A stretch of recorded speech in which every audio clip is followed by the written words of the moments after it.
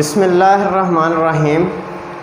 अज़ीज़ तालिबात, आज 24 जून के लेक्चर में हम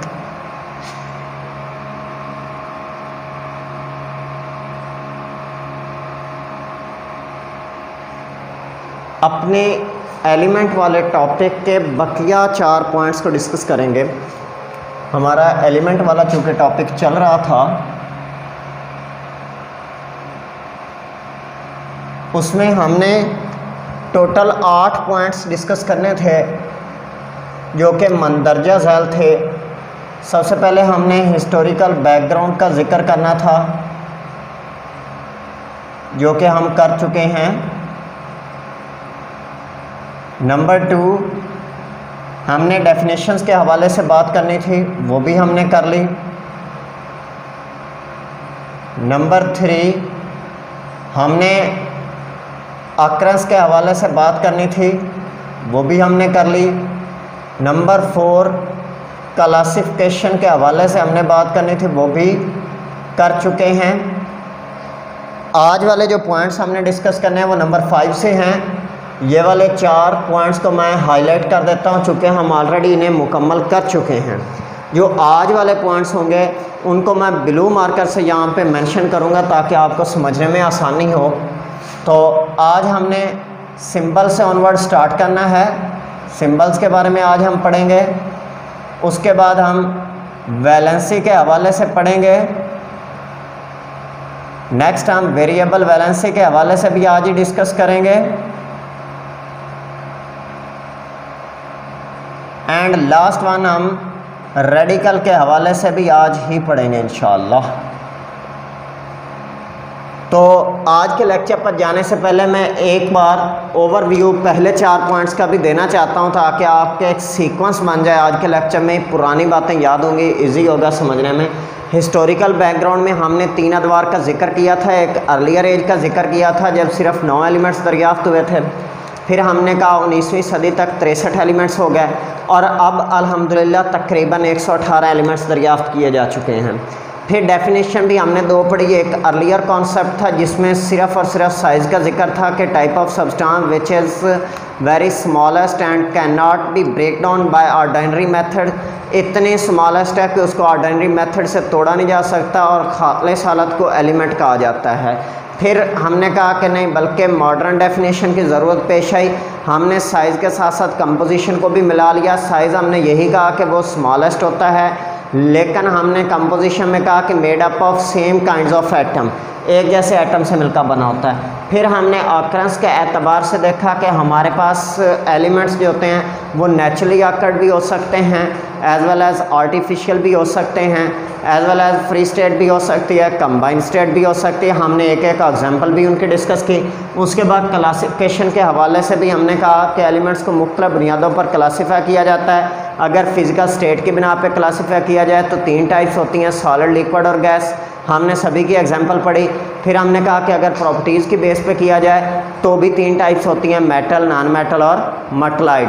ये हमारा कल का लेक्चर था। आज के लेक्चर में हम सिंबल से ऑनवर्ड स्टार्ट करेंगे। सो सबसे पहले मैं लिखता हूँ यहाँ पे सिंबल।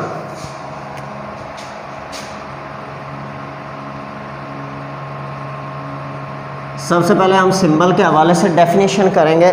सिंबल के लफ्ज़ी मीनिंग होते हैं अलामत के, एक साइन के। जैसा कि रोड क्रॉस करते वक्त मुख्तलिफ साइन होते हैं ना, रोड पर, सड़क पर चलते हुए उसके साइन भी होते हैं। यू टर्न के हवाले से, क्योंकि आजकल आपको पता है कि पाकिस्तान में यू टर्न के बड़े चर्चे हैं।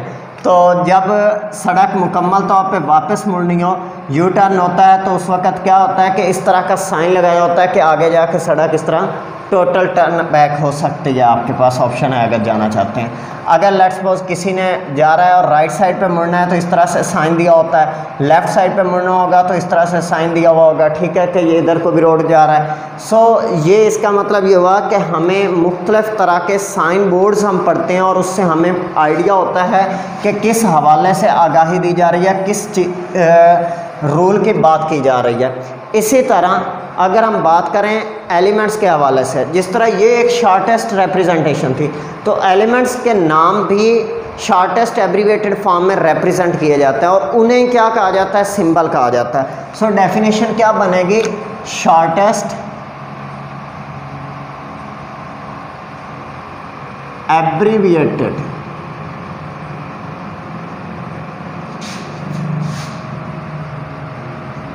representation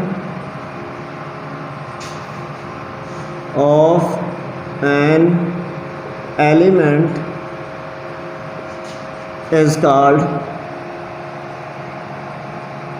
symbol. किसी भी एलिमेंट का मुख्तसर इजहार आपने करना है एब्रीविएटेड फॉर्म में, ये क्या कहलाता है? सिंबल कहलाता है। नेक्स्ट है इसके हवाले से कुछ rules to assign a symbol.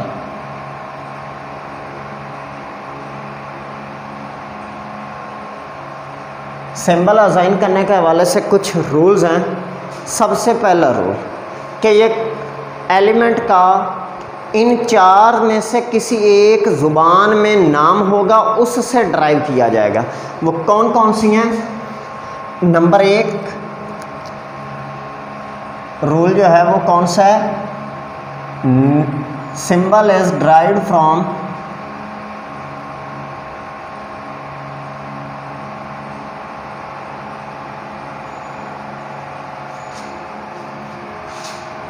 name of element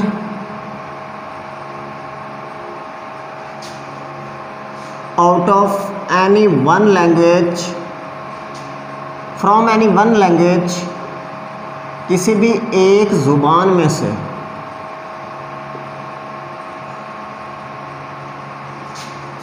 out of following। चार नीचे मैं मेंशन कर रहा हूँ कि कौन कौन सी थी।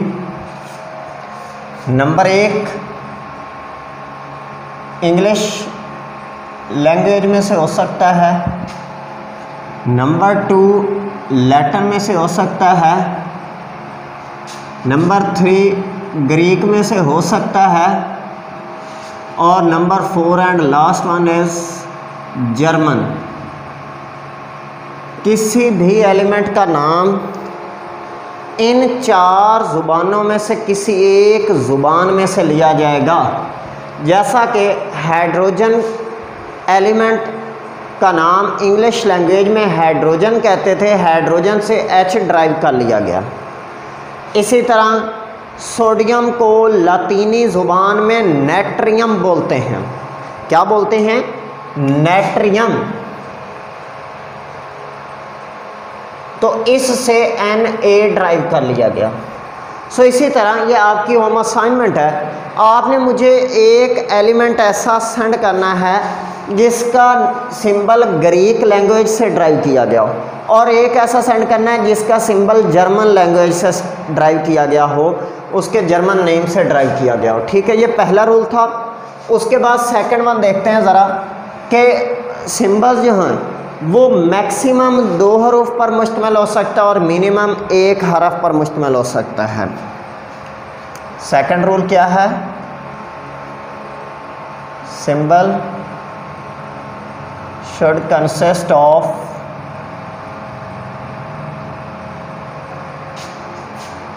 मैक्सिमम 2 letters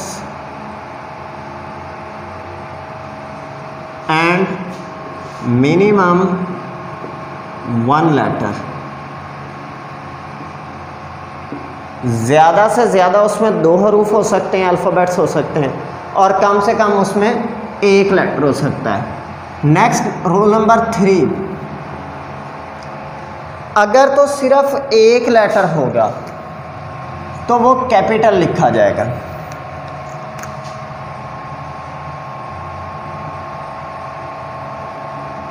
बट अगर 2 लेटर होंगे तो फिर first letter capital,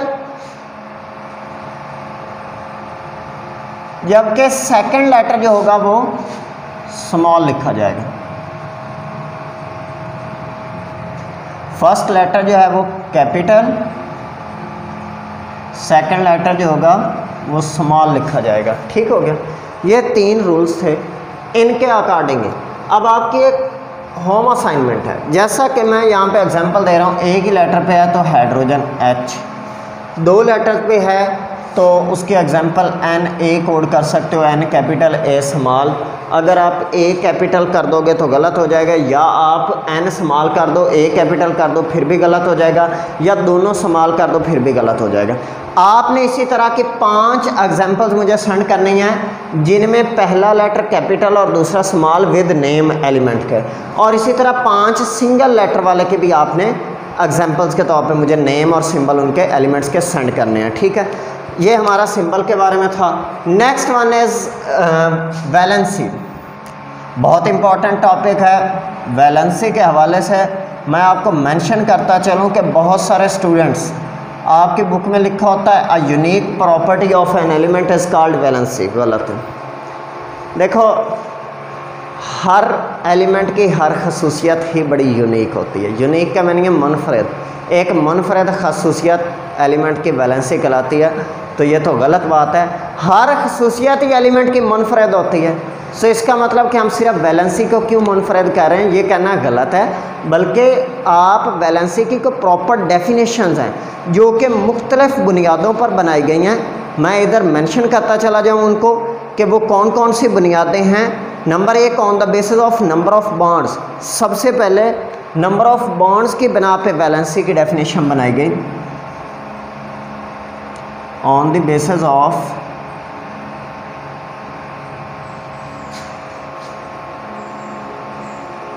number of bonds. उसके बाद अगर हम बात करें तो सेकंड वन जो होगा वो on the basis of number of electrons भी डिफाइन किया जाता है।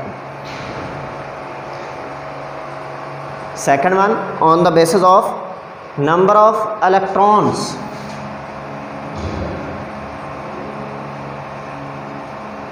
On the basis of number of electrons, and third one is on the basis of position.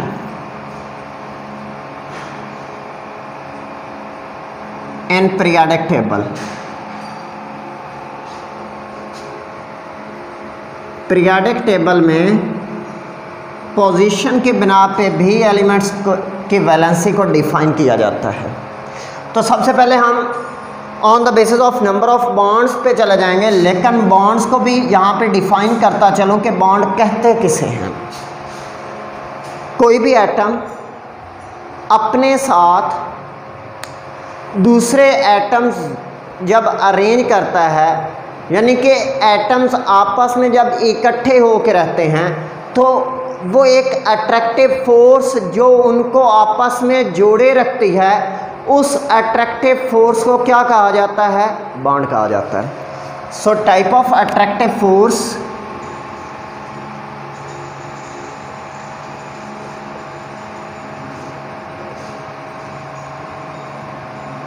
which holds the atom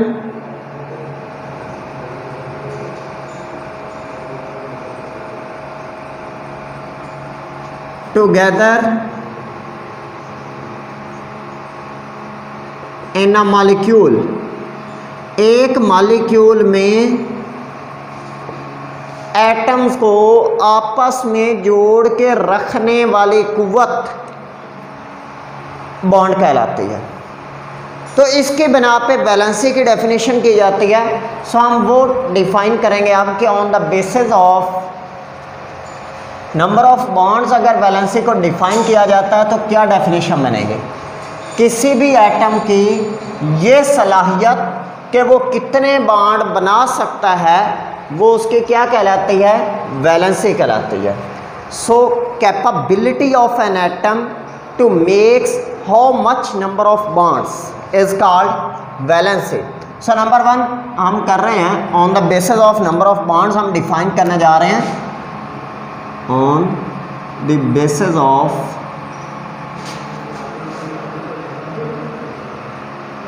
number of bonds. Capability है किसी भी atom की कि वो कितने बॉन्ड बनाता है, वो उसकी वैलेंसी कहलाती है।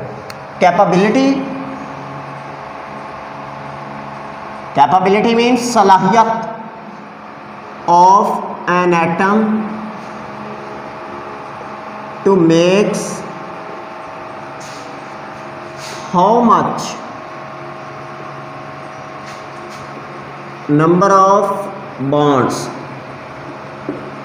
Is called its valency. ये क्या कहलाता है? वैलेंसी कहलाता है उसके। मिसाल के तौर पे यहाँ पे देखो ऑक्सीजन 2 बॉन्ड बना रहा है, 2 एटम्स को अपने साथ जोड़े हुए हैं, इसका मतलब इसकी वैलेंसी क्या हुई? 2 की। और हाइड्रोजन, ये वाला हाइड्रोजन देखो एक ही ऑक्सीजन के साथ जुड़ा हुआ है ना, इस हाइड्रोजन के साथ तो इसका कोई डायरेक्ट ताल्लुक नहीं है, इसका मतलब हाइड्रोजन एक एटम के साथ डायरेक्टली अटैच हो सकता था, उसकी वैलेंसी 1 हो जाएगी। उसके बाद नंबर 2 जो है on the basis of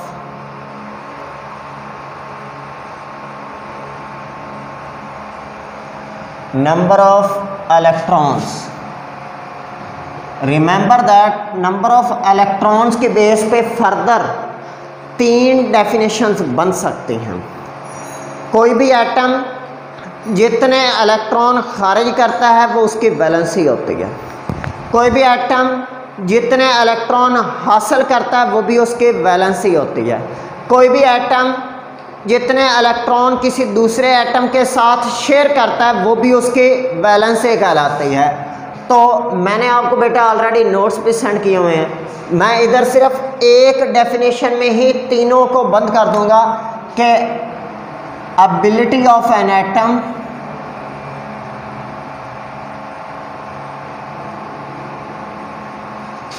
to loss, gain or share how much number of electrons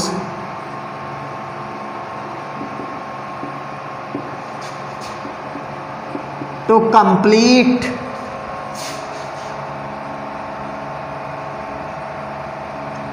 its shell।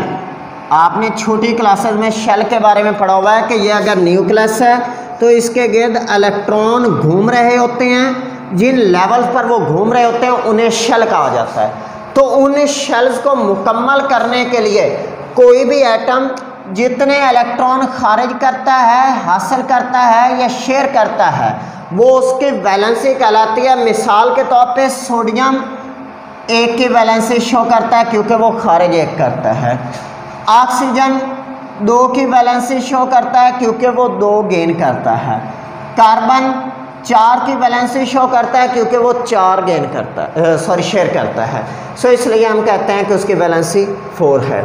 उसके बाद लास्ट वन जो डेफिनेशन थी on the basis of position in periodic table, हम देखेंगे किसी भी एलिमेंट के पीरियोडिक टेबल में मौजूद पोजीशन जो होती है, ग्रुप नंबर जो होता है वो भी उसकी वैलेंसी कहलाती है on the basis of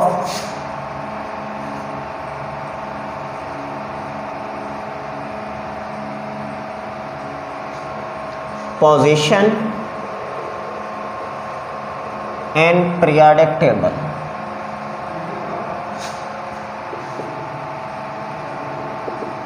periodic table के अंदर जो ग्रुप नंबर होता है किसी भी एटम का वो उसकी वैलेंसी कहलाता है। Group number of an atom is called its valency. ये क्या कहलाता है? उसकी वैलेंसी कहलाता है। उसके बाद एग्जांपल हम यहाँ पे कोड कर लेते हैं। सोडियम पहले ग्रुप में पाया जाता है तो उसकी वैलेंसी भी 1 होती है। ठीक हो गया। तो एक और डेफिनेशन आप इलेक्ट्रॉन्स की बेस पे ही कर सकते हो कि number of electrons present in outermost shell of an atom is called its valency. So बेटा इसका मतलब एक डेफिनेशन ये, इसमें 3 ये मैंने मेंशन की हुई है। चौथी डेफिनेशन अभी मैंने बोली है कि किसी भी एटम के वैलेंस शेल, आखिरी शेल में मौजूद इलेक्ट्रॉन्स की तादाद उसकी वैलेंसी होती है। सो 3 और 1 4 हो गई। 5वीं डेफिनेशन ये और 6ठी डेफिनेशन ये। सो टोटल आपको 6 डेफिनेशन वैलेंसी की करवाई गई हैं और आपने 6 की 6 ही याद करनी है, क्योंकि वहाँ पे सम टाइम ये सवाल आ जाता होता है कि write down at least 2 definition of valency. तो आपने की ही 2 याद हो तो वहाँ पे कोई भूल जाए फिर। और वैसे भी जब वाइवा हो रहा होता है तब वो इस तरह के सवाल पूछ लेता होता है, आप वैलेंसी को डिफ़ाइन करें। आप एक डेफिनेशन कहते हैं, वो कहते हैं इसके अलावा अब दूसरी, इसके अलावा तीसरी, चौथी, मतलब वो मैक्सिमम डेफिनेशन पूछने की कोशिश कर लेता है। ठीक हो गया। उसके बाद last one is variable valency. अगला स्टेप पे हम जा रहे हैं, वेरिएबल वैलेंसी। नाम से ही जाहिर हो रहा है वेरिएबल, वेरी के वेरिएशन से लफ्ज़ लिया गया। वेरिएशन के मीनिंग होते हैं तगय्युर, एबल के मीनिंग होते हैं काबिल, काबिल तगय्युर, तगय्युर तब्दीली को कहा जाता है। एक तो पाकिस्तान में भी तब्दीली आई हुई है, उसकी बात नहीं कर रहा, इधर हम वैलेंसी के हवाले से पढ़ रहे हैं कि एक ही एटम अपने डिफरेंट कंपाउंड्स में डिफरेंट वैलेंसी शो करता है। इस कैपेबिलिटी को क्या कहा जाता है, उसकी वेरिएबल वैलेंसी कहलाती है। An atom shows different valencies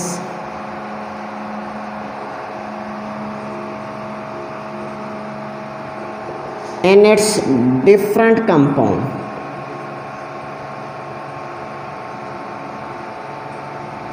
मुख्तलिफ मुरक्कबात में कोई भी कंपाउंड एटम जो है वो मुख्तलिफ वैलेंसीज अगर ज़ाहिर करता है तो this is called its variable valency, ये उसकी वेरिएबल वैलेंसी कहलाएगी। मिसाल के तौर पे बड़ी सिंपल बात है, Fe2SO4 थराइस, एक ये है हमारे पास और एक FeSO4 है। यहाँ पे आयरन की वैलेंसी +2 है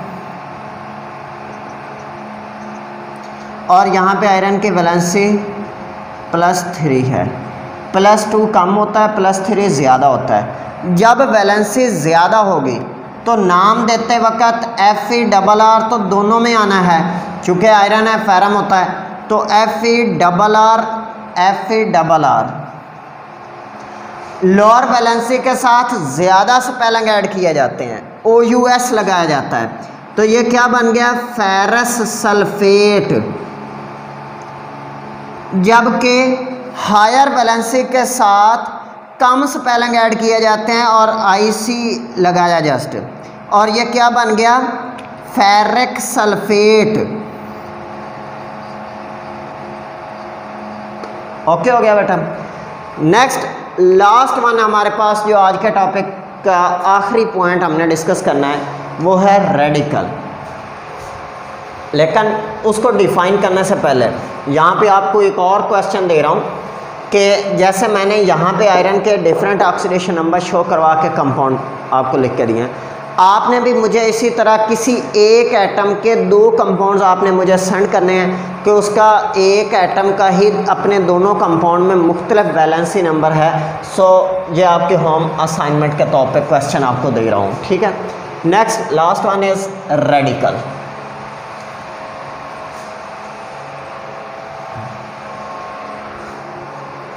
याद रखिएगा एक टर्म होती है फ्री रेडिकल और एक होती है अकेला रेडिकल। हम यहाँ पे सिर्फ रेडिकल की बात कर रहे हैं, हम फ्री रेडिकल की अभी बात नहीं कर रहे। रेडिकल किसे कहा जाता है, group of atoms having any charge is called radical. Group of atoms, atoms का ऐसा ग्रुप जिस पर कोई चार्ज मौजूद होता है। Group of atoms having any charge, अगर तो एटम्स के ग्रुप पर कोई भी चार्ज है तो उसे रेडिकल कहा जाता है। मिसाल के तौर पे SO4-2, ये सल्फेट आयन, ये हमारे पास एक रेडिकल की एग्जांपल होगी। यहाँ तक आपका आज का लेक्चर है। रेडिकल के हवाले से मैंने एक एग्जांपल लिखी है, एक आप लोगों ने विद नेम मुझे सेंड करना होगी। तो यहाँ तक आपने अच्छी तरह से याद करना है बेटा। अगर कोई क्वेश्चन हो तो आप इनबॉक्स में पूछ सकते हैं। अगर आपको वहाँ पे एनुअल में लॉन्ग क्वेश्चन के तौर पे एलिमेंट पे नोट आता है तो आपने सेम इसी तरह लिखना है जैसे बेटा मैंने आपको समझाया है। अब उम्मीद करता हूँ कि आप लोग मेहनत करेंगे इंशाअल्लाह। अल्लाह हाफिज़।